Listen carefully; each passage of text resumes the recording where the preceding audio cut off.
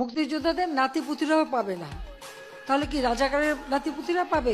রাজাকারের নাতিপুতিরা সবকিছু পাবে, মুক্তিযোদ্ধারা পাবে না। বাংলাদেশ সরকারের বর্তমান যারা ক্ষমতায় বসে আছেন তাদেরকে আমরা এটা প্রতিনিয়তই দেখছি, তারা নিজেরাই আসলে একটা বাক্য বলেন, তার পরের দিন আসলে তারা নিজেরাই নিজেদের বাক্যের আবার পরিবর্তন করেন। এইরকম একটা মিথ্যাচারের মধ্যে দাঁড়িয়ে, একটা অযৌক্তিক অবস্থানের মধ্যে দিয়ে দাঁড়িয়ে একটা সরকার পরিচালনা করছে, সেটার আসলে আমরা অনেক বেশি কিছু দেখতে হয় না।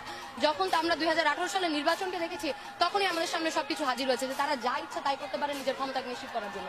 এবং আমরা দেখেছি যে ভোট চুরির মধ্যে দিয়ে তারা ক্ষমতা নবায়ন করার মধ্যে দিয়ে কত ভাবে নির্লজ্জের মতো তারা ঘোষণা দিচ্ছে যে তারা নাকি বাংলাদেশের জনগণের ভোটের মধ্যে দিয়ে নির্বাচিত হয়েছে, অথচ যেখানে আমরা 2024 সালেও দেখলাম যে একটা মানে বাংলাদেশের 2% মানুষ মাত্র ভোট দিতে চেয়েছেন, অর্থাৎ যারা ভোটই দেয় নাই সেখানে আবার তারা বলছেন যে তারা নির্বাচিত সরকার। এই বাক্য যারা নির্লজ্জের মতো বলতে পারে, তারা শুধু কোটা বা ছাত্রদের আন্দোলন বিষয় না, তারা দুনিয়ার তাবৎ বিষয়ে নানান ধরনের মিথ্যাচার করতে পারে, এবং সেই মিথ্যাচারের প্রমাণ আমরা আজ পর্যন্ত বহুবার তারাই তাদের প্রমাণ দিয়ে গেছে।